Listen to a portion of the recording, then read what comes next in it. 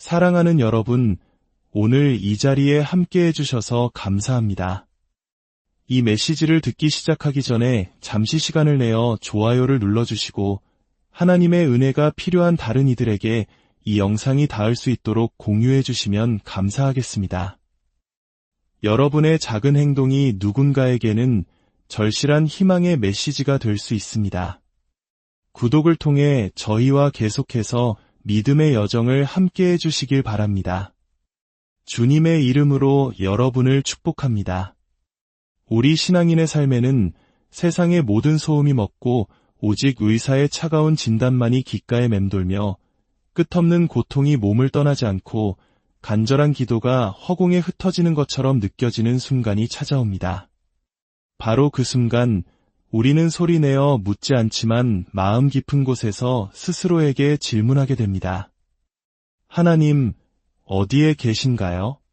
정말 저를 고치실 수 있나요? 저를 고쳐주시긴 할 건가요? 만약 당신이 단 한 번이라도 이런 질문을 해본 적이 있다면 당신은 결코 혼자가 아닙니다.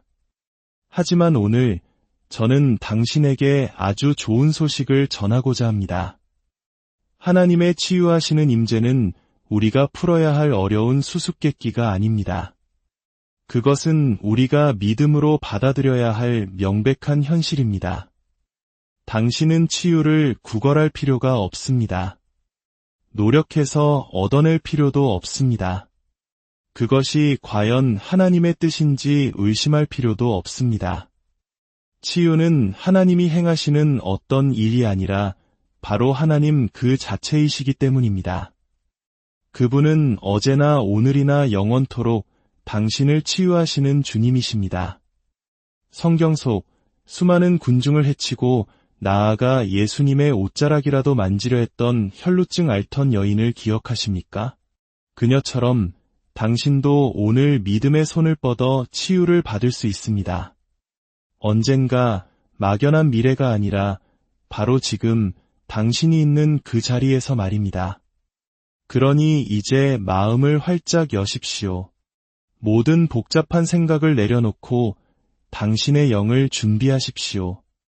지금부터 우리는 하나님의 치유 능력이 당신에게 실제가 되는 믿음의 여정으로 함께 들어갈 것입니다. 우리가 치유를 위해 하나님께 기도로 나아갈 때 가장 먼저 그리고 가장 중요하게 우리 영혼 깊숙이 뿌리내려야 할 진리가 있습니다. 그것은 바로 치유가 절대적으로 당신을 향한 하나님의 뜻이라는 사실입니다. 때때로 어쩌면이 아니라 언제나 그렇습니다. 하나님은 질병을 만드신 분이 아닙니다. 질병은 죄와 인간의 타락을 통해 이 세상에 들어왔습니다. 그러나 예수님께서는 우리를 율법의 저주에서 속량하시기 위해 오셨고 그 저주 안에는 질병과 고통, 아픔이 포함되어 있습니다. 믿음의 가장 기초는 하나님의 뜻이 무엇인지 아는 것에서 시작됩니다. 하나님께서 당신에게 주기를 원하시는지 확신하지 못하는 것을 믿을 수는 없습니다. 성경은 내 백성이 지식이 없으므로 망하는도다 라고 말씀합니다. 이는 만약 당신이 치유가 당신의 것임을 알지 못한다면 당신은 질병을 그저 견디고 감내하며 살아갈 것이라는 의미입니다. 예수님의 등에 가해진 채찍질을 통해 하나님께서 이미 당신의 치유를 위한 모든 값을 치르셨음에도 불구하고 말입니다. 믿음은 하나님의 뜻이 알려진 곳에서 시작됩니다. 그리고 하나님의 뜻은 사람들의 의견이나 전통, 혹은 감정적인 경험 속에서 발견되는 것이 아닙니다. 하나님의 뜻은 오직 그분의 말씀, 성경 안에서만 발견됩니다. 하나님께서 말씀하셨다면 그것은 진심입니다. 그분이 약속하셨다면 그것은 당신의 것입니다. 성경은 선포합니다. 그가 그의 말씀을 보내어 그들을 고치시고 위험한 지경에서 건지시는도다. 이 말씀을 주목하십시오. 그들을 가르치기 위해 질병을 보내셨다고 말하지 않습니다. 그들을 겸손하게 만들기 위해 병을 허락하셨다고도 말하지 않습니다. 아닙니다. 그분은 말씀을 보내셨고 그 말씀이 그들을 고쳤습니다.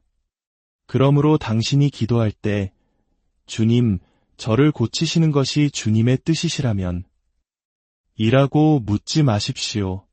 주님, 만약 당신의 뜻이라면 이라고 말하지 마십시오.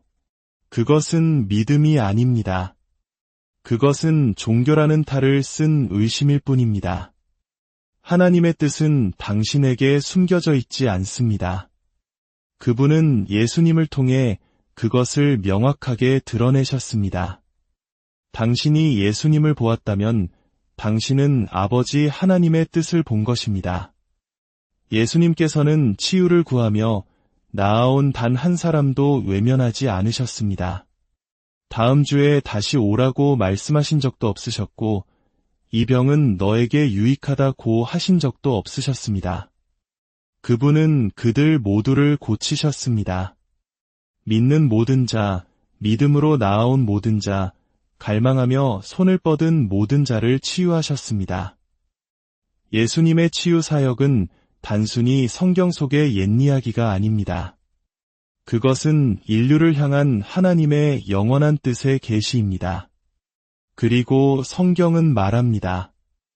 예수 그리스도는 어제나 오늘이나 영원토록 동일하시니라. 이는 그분이 그때 그들을 고치셨다면 지금 당신도 고치실 것이라는 의미입니다. 하나님은 변하지 않으셨습니다. 그분의 뜻도 변하지 않으셨습니다. 그분의 능력은 약해지지 않았고 그분의 약속은 만료되지 않았습니다. 그분의 사랑은 식지 않았으며 그분의 긍휼은 오늘 바로 당신을 향해 뻗어 있습니다. 치유는 당신이 노력해서 얻는 것이 아닙니다. 당신이 얼마나 선하게 살았는지에 달려있지도 않습니다. 그것은 오직 예수 그리스도께서 십자가에서 완성하신 사역에 근거합니다. 그것은 당신이 믿음으로 받는 은혜의 선물입니다. 예수님께서 등에 지신 채찍 자국은 장식이 아니었습니다.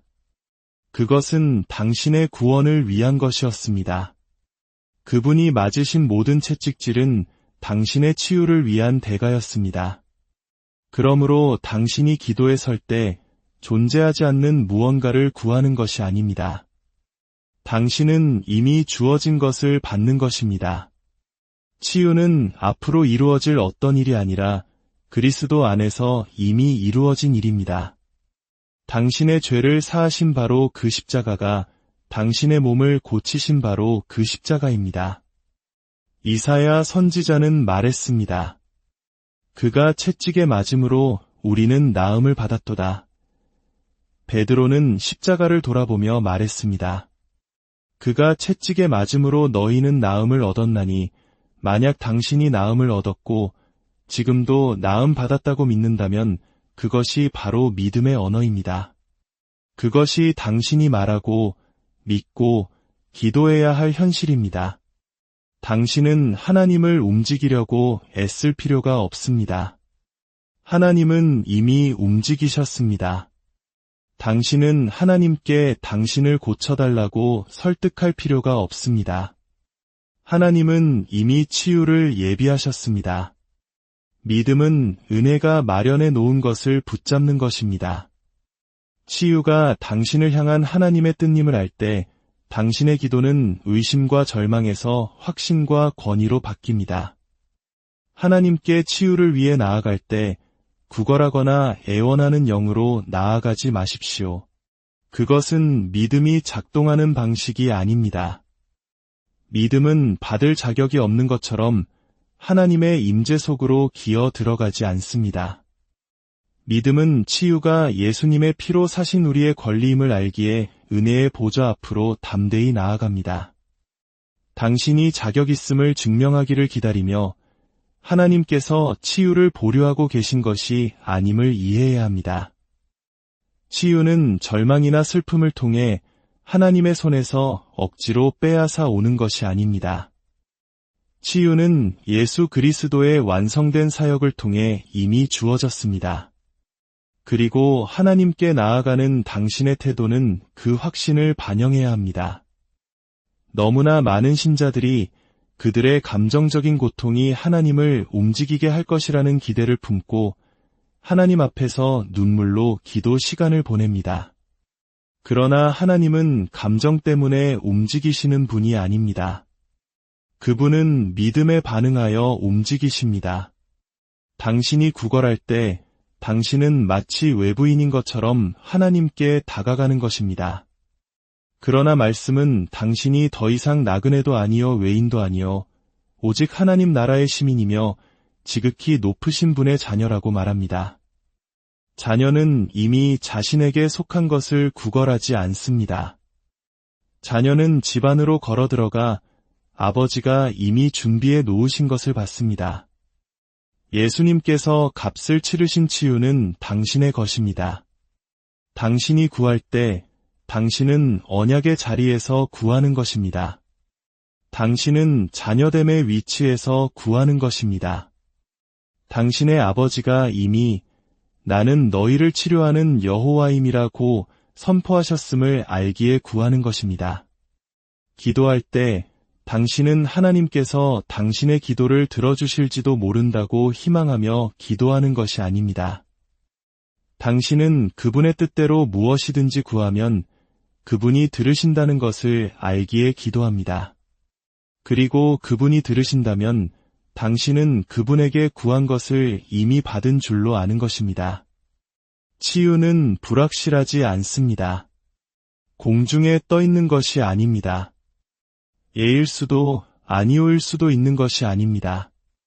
말씀이 확실하기에 치유는 확실합니다. 당신이 기도할 때 당신의 말은 하나님의 약속과 일치해야 합니다. 그분의 뜻이 이미 명확히 계시되었을 때 만약 당신의 뜻이라면 이라는 말은 설 자리가 없습니다. 그런 기도는 자신에게 무엇이 속했는지 모르는 사람들이 하는 기도입니다. 그러나 당신은 압니다. 당신은 치유가 당신의 유업의 일부임을 압니다. 당신은 질병이 예수님께 지워졌음을 압니다. 당신은 그분의 피가 흘려졌음을 압니다. 그리고 당신이 알기 때문에 당신의 기도는 담대함을 지닙니다. 담대함은 교만이 아닙니다. 담대함은 하나님이 누구시며 그분이 무엇을 말씀하셨는지에 대한 확신입니다. 히브리서는 우리가 보좌 앞에 담대히 나아가야 한다고 말합니다. 소심하게도 조심스럽게도 불확실하게도 아닌 담대하게 나아가야 합니다. 왜냐하면 우리는 그분의 피로 씻김 받았기 때문입니다. 당신이 입을 열어 기도하는 순간 당신은 하나님을 움직이려 하는 것이 아닙니다. 당신은 그분이 이미 완성하신 것과 나란히 움직이는 것입니다. 이런 기도는 길고 장황한 말로 하나님께 감명을 주려 하지 않습니다. 그저 기록된 것을 선포할 뿐입니다. 당신은 그분의 말씀을 그분께 다시 가져가 이렇게 말합니다. 아버지의 말씀에 예수님의 채찍에 맞음으로 제가 나음을 입었다고 하셨습니다. 아버지의 말씀을 보내어 저를 고치셨다고 하셨습니다. 치유는 자녀의 떡이라고 하셨습니다. 그러니 저는 지금 예수님의 이름으로 제 몫을 받습니다. 이것이 신자가 기도하는 방식입니다. 결핍의 자리에서가 아니라 소유의 자리에서 기도하는 것입니다. 믿음은 말합니다. 그것은 내 것이다. 내가 지금 그것을 취한다. 당신은 고통이 사라질 때까지 기다렸다가 믿는 것이 아닙니다. 당신은 말씀이 그렇게 말하기 때문에 믿고 그것이 사실인 것처럼 행동합니다. 당신의 기도는 애원이 아닙니다. 그것은 취하는 것입니다. 당신의 기도는 질문이 아닙니다. 그것은 선포하는 것입니다. 당신의 기도는 관심을 구걸하는 것이 아닙니다. 그것은 권위를 행사하는 것입니다. 예수님께서 기도하실 때 그분은 질병을 두고 아버지께 애원하지 않으셨습니다. 그분은 그 상태에 대고 말씀하셨습니다. 병든 자에게 손을 얹으셨습니다. 악한 영들을 내쫓으셨습니다. 그분은 말씀과 성령의 권위 안에서 역사하셨습니다. 그리고 말씀하셨습니다. 내가 하는 일을 너희도 할 것이요. 그러므로 기도할 때 권위를 부여받은 사람처럼 기도하십시오. 예수의 이름이 여전히 능력을 지니고 있음을 아는 사람처럼 기도하십시오. 하나님을 설득하려는 사람이 아니라 하나님에 의해 설득된 사람처럼 기도하십시오. 당신의 영 안에 그 담대함이 일어날 때 하늘이 응답하고 치유가 응답합니다. 기름 부음은 절망을 향해 흐르는 것이 아니라 믿음을 향해 흐릅니다. 하나님의 말씀은 살아있습니다. 그것은 종이 위의 잉크나 고대의 역사가 아닙니다. 그것은 영이요 생명이며 예수님을 죽은 자 가운데서 살리신 동일한 능력을 그 안에 품고 있는 살아있는 힘입니다.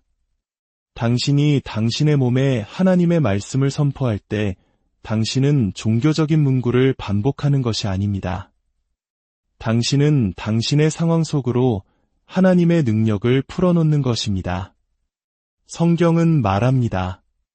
내 아들아, 내 말에 주의하며 내가 말하는 것에 내 귀를 기울이라. 그것을 내 눈에서 떠나게 하지 말며 내 마음속에 지키라. 대저 그것은 얻는 자에게 생명이 되며 그의 온 육체의 건강이 됨이니라. 여기서 건강이라는 단어는 원어로 약을 의미합니다. 하나님의 말씀은 신성한 약입니다. 그 안에는 하나님의 생명의 본질 그 자체가 담겨 있습니다. 당신이 그것을 매일 꾸준히 의도적으로 복용할 때 그것은 안에서부터 밖으로 일하기 시작합니다. 당신은 하나님을 설득하기 위해 말씀을 고백하는 것이 아닙니다. 당신은 그분의 약속에 자신을 정렬시키기 위해 말씀을 고백하는 것입니다. 당신의 말에는 창조적인 힘이 있습니다. 성경은 죽고 사는 것이 혀의 힘에 달렸다고 말합니다. 당신이 꾸준히 말하는 것을 당신은 결국 경험하게 될 것입니다. 그러므로 질병이 당신의 몸을 공격할 때 당신의 첫 번째 반응은 증상이 아닌 말씀을 말하는 것이어야 합니다. 당신의 말은 당신이 느끼는 것을 반영해서는 안 됩니다. 그것은 하나님께서 말씀하신 것을 반영해야 합니다. 고통이 너는 아프다고 소리칠 때 당신은 말씀으로 대답하며 선포해야 합니다. 그가 채찍에 맞음으로 나는 나음을 입었도다.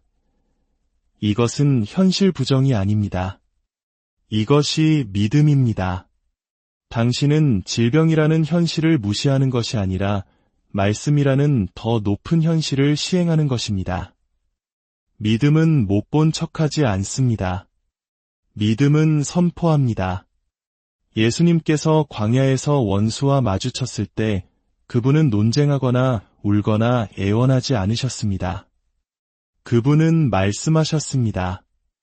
기록되었으되 그리고 그분이 말씀하실 때마다 원수는 물러났습니다. 이것이 신자가 질병을 다루는 방식입니다. 말씀을 말하십시오. 권위를 가지고 말하십시오. 흔들리지 않는 확신을 가지고 말하십시오. 당신 자신의 말을 만들어낼 필요는 없습니다. 당신은 오직 하나님께서 이미 말씀하신 것을 메아리치기만 하면 됩니다. 당신의 입에 있는 말씀은 믿음으로 말해질 때 하나님의 입에 있는 말씀만큼이나 강력합니다. 이것이 영적인 법칙이 작동하는 방식입니다. 말씀은 기름 부음을 지니고 있고 기름 부음은 멍에를 꺾습니다. 그러나 그것은 반드시 풀어놓아져야 합니다. 선포되어야 합니다. 능력은 말하는 것에 있습니다. 당신의 치유는 단지 당신이 기도하는 대상이 아닙니다. 그것은 당신이 매일 고백해야 하는 것입니다. 기분이 나아질 때까지 기다리지 마십시오. 지금 당장 말씀을 말하기 시작하십시오. 치유에 관한 성경 구절들을 당신의 매일의 양식으로 삼으십시오. 아침에, 정오에, 그리고 잠자리에 들기 전에 그것들을 말하십시오. 의식적으로 하는 것이 아니라 믿음은 들음에서 나며 들음은 그리스도의 말씀으로 말미암았느니라는 말씀 때문에 하는 것입니다. 당신이 치유를 말하는 것을 스스로 더 많이 들을수록 당신의 영은 그것을 더 믿게 되고 당신의 몸은 그것을 더 믿게 되며 당신의 몸은 더 많이 반응합니다. 당신의 몸은 당신의 영에 순종하도록 창조되었습니다. 그리고 당신의 영이 말씀으로 채워질 때 그것은 육체를 지배하기 시작합니다. 말씀이 활발하게 역사하는 곳에 질병은 머물 수 없습니다.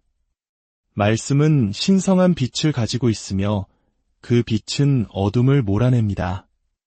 많은 사람들이 목사님이 안수해 주기를 기다립니다. 그러나 가장 높은 형태의 믿음은 당신이 말씀을 취하여 마음에 심고 입으로 말하고 그것에 따라 행동할 때 나타납니다. 그것이 당신이 당신의 치유를 취하는 방법입니다. 고통 앞에서 말씀을 말하는 신자보다 더 강력한 것은 없습니다. 하늘이 움직이고 원수는 도망가며 당신의 몸은 진리에 정렬됩니다. 그것이 기름 부음이 활성화되는 방식입니다. 감정을 통해서가 아니라 믿음으로 가득 찬 말씀을 통해서입니다. 믿음으로 말해진 말씀은 비옥한 토양에 뿌려진 씨앗과 같습니다. 즉시 싹이 트지 않을 수도 있지만 그것은 땅 속에서 일하고 있습니다. 계속해서 말하십시오. 계속해서 물을 주십시오. 당신의 몸의 모든 세포, 모든 기관, 모든 관절, 모든 시스템에 그것을 선포하십시오. 왜냐하면 하나님의 말씀은 결코 헛되이 돌아오는 법이 없기 때문입니다. 그것은 보내진 목적을 성취합니다. 당신이 그것을 당신의 몸에 보낼 때 그것은 일하러 갑니다. 성령 안에서 기도하는 것은 신자가 치유를 위해 싸울 때 사용할 수 있는 가장 강력한 도구 중 하나입니다. 그것은 당신을 자연적인 생각의 한계를 넘어 하나님의 완전한 뜻과 완벽하게 일치하도록 이끌어줍니다. 당신이 방언으로 기도할 때 당신은 감정이나 증상 혹은 당신이 생각하는 바에 근거하여 기도하는 것이 아닙니다. 당신은 모든 것을 아시고 하나님의 완전한 뜻에 따라 중보하시는 성령님의 인도하심에 따라 당신의 영으로부터 기도하는 것입니다. 말씀은 선포합니다. 방언을 말하는 자는 사람에게 하지 아니하고 하나님께 하나니 이는 알아듣는 자가 없고 영으로 비밀을 말함이라. 그 비밀들에는 신성한 전략, 응답, 방향, 그리고 그렇습니다. 치유가 포함됩니다. 당신의 이성으로는 파악할 수 없는 것들이 있습니다. 당신의 자연적인 이해력으로는 인식하지 못할 수도 있는 영혼의 뿌리 깊은 문제, 영적인 방해, 심지어 원수의 공격이 있을 수 있습니다. 그러나 성령님은 그 배후에서 무슨 일이 일어나고 있는지 정확히 아십니다. 그리고 당신이 기도 중에 당신의 혀를 그분께 내어드릴 때 그분은 진짜 문제를 다루기 시작하십니다. 그분은 그 질병이 순전히 육체적인 것인지 아니면 영적인 기원을 가지고 있는지 아십니다. 그분은 무엇이 깨어져야 하고 무엇이 풀려야 하며 무엇이 선포되어야 하는지 아십니다. 그분은 당신이 영향을 받고 있다는 사실조차 모르는 영역으로 치유의 기름 부음을 풀어놓는 방법을 아십니다. 성령 안에서 기도하는 것은 단지 영적인 훈련이 아닙니다. 그것은 전략적인 영적 전쟁입니다. 그것은 보이지 않는 영역을 꿰뚫고 물리적인 영역으로 능력을 풀어놓습니다. 당신이 성령 안에서 기도할 때 당신은 가장 거룩한 믿음 위에 자신을 세우는 것입니다. 이는 당신의 내면이 강건해지고 당신의 영적 민감성이 증가하며 당신의 믿음이 강화된다는 의미입니다. 많은 경우 믿음이 약하기 때문에 치유가 지연됩니다. 그러나 방언 기도는 당신의 영을 배터리처럼 충전시킵니다. 그것은 당신 마음의 밭을 준비시켜 말씀을 받고 굳게 붙들게 합니다. 그리고 당신이 성령 안에서 기도함에 따라 당신은 하나님의 임재에 대한 더 깊은 인식을 발전시키기 시작합니다. 그분의 음성에 대한 더 예리한 분별력과 원수의 거짓말에 대한 더 강한 저항력을 갖게 됩니다. 그 내적인 요새와는 당신이 증상이 소리치고 진단 결과가 부정적으로 보이고 다른 사람들이 의심할 때에도 굳건히 서게 해줍니다. 무엇을 기도해야 할지 모를 때가 있습니다. 당신은 말씀을 선포했고 믿음 위에 섰지만 아직 돌파가 오지 않았습니다. 바로 그 순간 성령께서 당신과 함께 붙드십니다. 그분은 당신의 연약함을 도우십니다. 그분은 말할 수 없는 탄식으로 중보하십니다. 이것은 무작위적인 옹알이가 아닙니다. 이것은 신성한 소통입니다. 하나님의 영이 당신의 상황을 취하여 하늘의 언어로 감싸고 순결과 능력으로 아버지 앞에 드립니다. 그리고 성경은 말합니다. 마음을 살피시는 이가 성령의 생각을 아시나니 이는 성령이 하나님의 뜻대로 성도를 위하여 간구하심이니라. 그리고 그분은 모든 것이 합력하여 당신의 선을 이루게 하십니다. 여기에는 당신의 치유도 포함됩니다. 원수는 방언을 이해하지 못합니다. 그래서 그것을 대적하고 불신하게 만들려고 애씁니다. 왜냐하면 그것은 그의 간섭을 우회하기 때문입니다. 당신이 한국어로 기도할 때 그는 듣고 반격하려 할 수 있습니다. 그러나 당신이 성령 안에서 기도할 때 그는 차단됩니다. 당신은 하나님께 비밀을 말하고 있으며 그것들은 나타날 때까지 봉인됩니다. 그래서 당신은 매일 성령 안에서 기도해야 합니다. 위기 상황에서만 고통이 심할 때만 기도하는 것이 아니라 꾸준히 기도해야 합니다. 그것을 당신의 삶의 방식으로 만드십시오. 당신의 마음이 지쳤을 때 당신의 영이 기도하게 하십시오. 당신의 감정이 약해졌을 때 당신의 영이 일어나게 하십시오.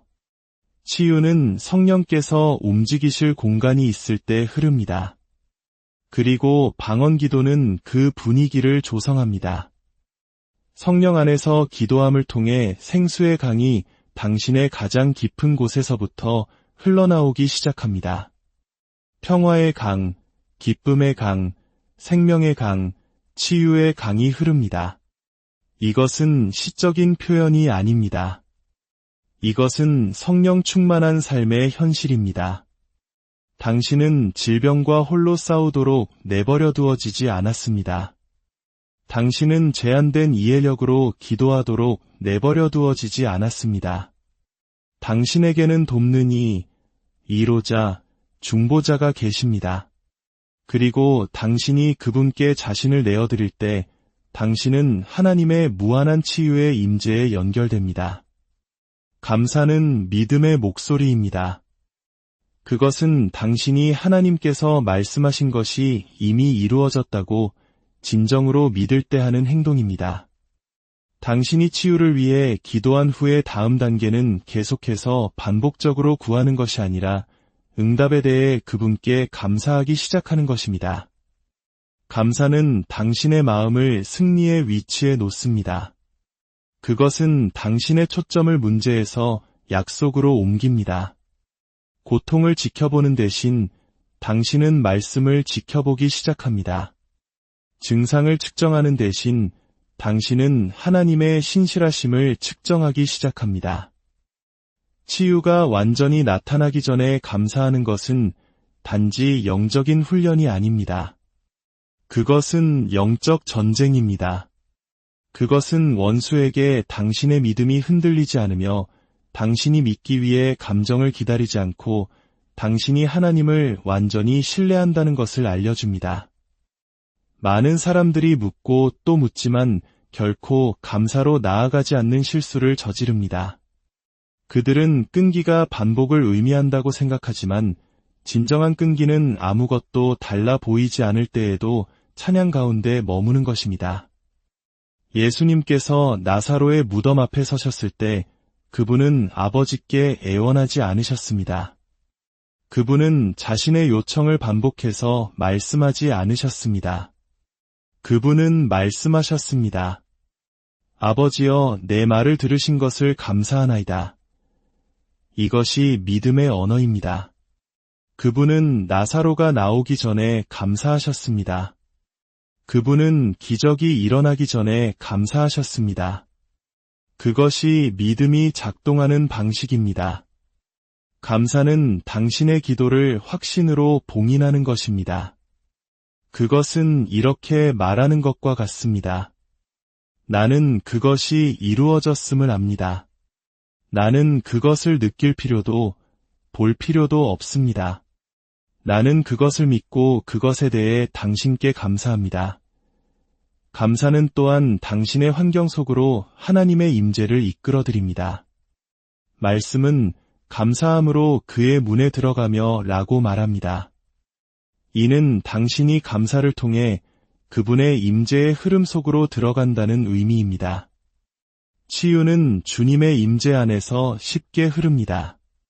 그리고 찬양은 그 환경을 조성합니다.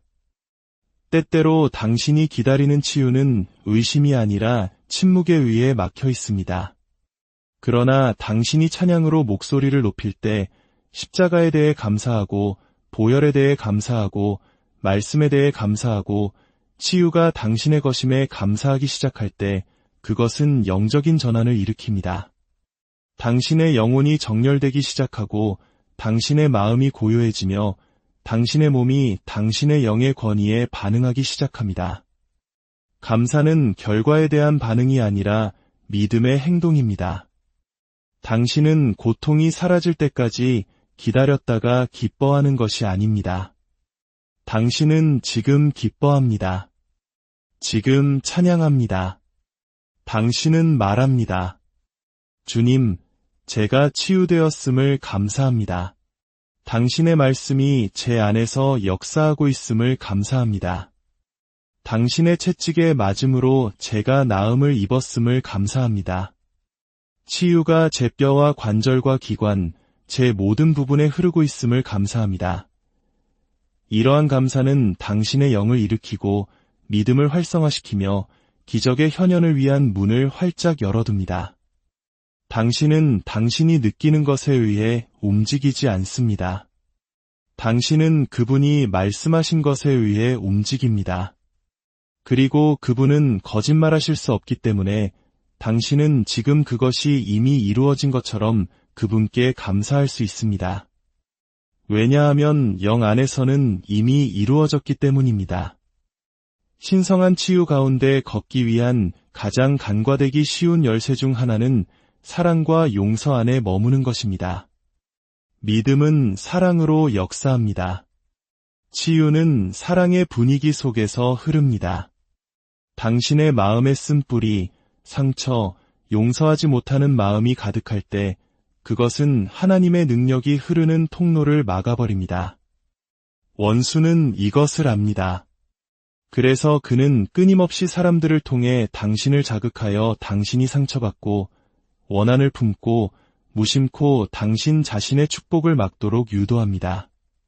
당신은 말씀을 말하고 성령 안에서 기도하고 치유의 성구를 고백할 수 있지만 만약 당신이 다툼이나 미움 가운데 걷고 있다면 당신의 영은 막히게 됩니다. 그것은 마치 진흙으로 가득 찬 파이프에 맑은 물을 붓는 것과 같습니다. 물은 거기에 있지만 깨끗하게 흐를 수 없습니다. 예수님께서는 분명히 말씀하셨습니다. 서서 기도할 때에 아무에게나 혐의가 있거든 용서하라. 용서하고 싶은 기분이 들 때까지 기다리지 마십시오. 그들이 사과할 때까지 기다리지 마십시오. 용서는 그들이 한 일에 관한 것이 아닙니다. 그것은 하나님 앞에서 당신의 마음을 깨끗하게 지키는 것에 관한 것입니다. 당신은 용서받았기 때문에 용서합니다. 당신은 당신과 하나님의 치유 능력의 흐름 사이에 어떤 것도 서 있지 못하게 하기 위해 상처를 놓아줍니다. 질병은 도둑이며 용서하지 않음은 그 도둑에게 들어올 문을 열어주는 것과 같습니다. 그러나 당신이 그 상처를 놓아주기로 선택할 때, 당신에게 잘못한 사람들을 축복하기로 선택할 때, 당신은 당신의 영을 보호하고 당신의 믿음을 보호하는 것입니다. 사랑은 감정이 아닙니다. 그것은 영적인 힘이며 제한이 아닌 명령입니다. 당신이 힘들 때에도 사랑 가운데 걸을 때 당신은 말씀에 순종하는 것입니다. 그리고 순종은 축복을 가져옵니다. 당신이 더 많이 사랑할수록 당신의 영은 더 자유로워집니다. 그리고 자유로운 영은 강한 영입니다. 강한 영은 당신을 질병 가운데서 지탱해주고 심지어 그것을 몰아낼 것입니다. 그러나 용서하지 못함과 쓴뿌리, 상처로 인해 상한 영은 당신의 저항력을 약화시키고 원수에게 문을 열어줄 수 있습니다. 치유는 단지 몸에 관한 것이 아닙니다. 그것은 혼과 영에 관한 것입니다.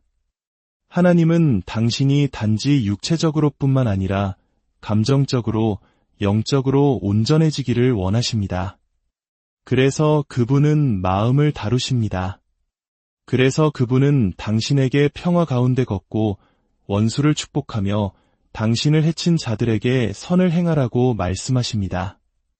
그분이 삶을 어렵게 만드시려는 것이 아니라 당신에게 무엇이 최선인지 아시기 때문입니다. 그분은 치유가 깨끗한 마음을 통해 가장 잘 흐른다는 것을 아십니다. 기름 부음은 사랑을 통해 흐릅니다. 기적은 연합과 용서의 분위기 속에서 일어납니다. 당신이 다른 사람들을 용서할 때 당신은 자신을 자유롭게 하는 것입니다. 사랑을 선택하는 것이 다른 사람들이 당신을 함부로 대하도록 내버려두라는 의미는 아닙니다. 그것은 그들이 당신의 영을 도구로 물들이는 것을 거부한다는 의미입니다. 당신은 그것을 초월하여 당신의 마음을 지킵니다. 왜냐하면 생명의 근원이 이에서 나기 때문입니다. 만약 당신이 치유를 위해 기도해왔지만 돌파를 보지 못했다면 잠시 시간을 내어 당신의 마음을 점검해 보십시오. 성령님께 당신이 용서해야 할 사람이 있는지 물어보십시오. 힘들 때에도 사랑 가운데 걷도록 도와달라고 그분께 구하십시오. 왜냐하면 당신이 그 상처를 놓아주는 순간 당신은 변화를 느낄 것이기 때문입니다. 하나님의 치유하시는 임재가 아무런 방해 없이 자유롭게 다시 흐르기 시작할 것입니다. 사랑은 온전함으로 가는 길을 엽니다. 사랑하는 여러분, 치유는 당신이 쫓아가는 것이 아니라 믿음으로 받는 것입니다. 하나님의 치유하시는 임재는 실제적이고 강력하며 그분의 말씀을 붙잡는 용기를 가진 모든 신자에게 열려 있습니다. 치유가 항상 그분의 뜻님을 이해할 때 당신은 구걸하는 대신 담대함으로 기도할 수 있습니다. 당신의 몸에 그분의 말씀을 선포할 때 당신은 당신의 상황 속으로 신성한 능력을 풀어놓는 것입니다. 성령 안에서 기도할 때 당신은 성령께서 초자연적인 정확성으로 당신을 대신하여 중보하시도록 허락하는 것입니다. 결과를 보기 전에 하나님께 감사하기로 선택할 때 당신은 가장 높은 형태의 믿음 가운데 걷는 것입니다. 그리고 당신이 사랑 안에서 살고 용서 가운데 걷기로 결단할 때 당신은 치유의 길을 활짝 열어둡니다. 말씀은 역사합니다. 성령은 움직이십니다. 그리고 믿음은 불가능을 가능하게 합니다. 그러니 굳건히 서십시오. 증상이나 감정, 지연에 의해 흔들리기를 거부하십시오. 치유는 당신의 것입니다. 그것을 취하고 말하고 이미 이루어진 것처럼 살아가십시오. 그리고 어제 치유하셨던 바로 그 예수님께서 오늘날에도 그분의 말씀과 성령, 그리고 당신 안에서 흐르는 그분의 사랑을 통해 치유하고 계심을 온 세상이 보게 하십시오.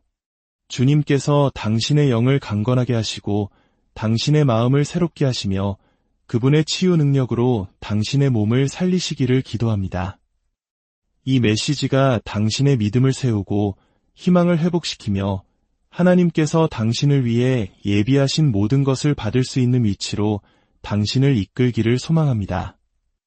이 진리와 승리의 여정에 함께 해주셔서 감사합니다. 담대하게 말씀 위에 굳건히 서서 기적을 기대하는 것을 결코 멈추지 마십시오. 하나님의 축복이 당신과 함께하기를.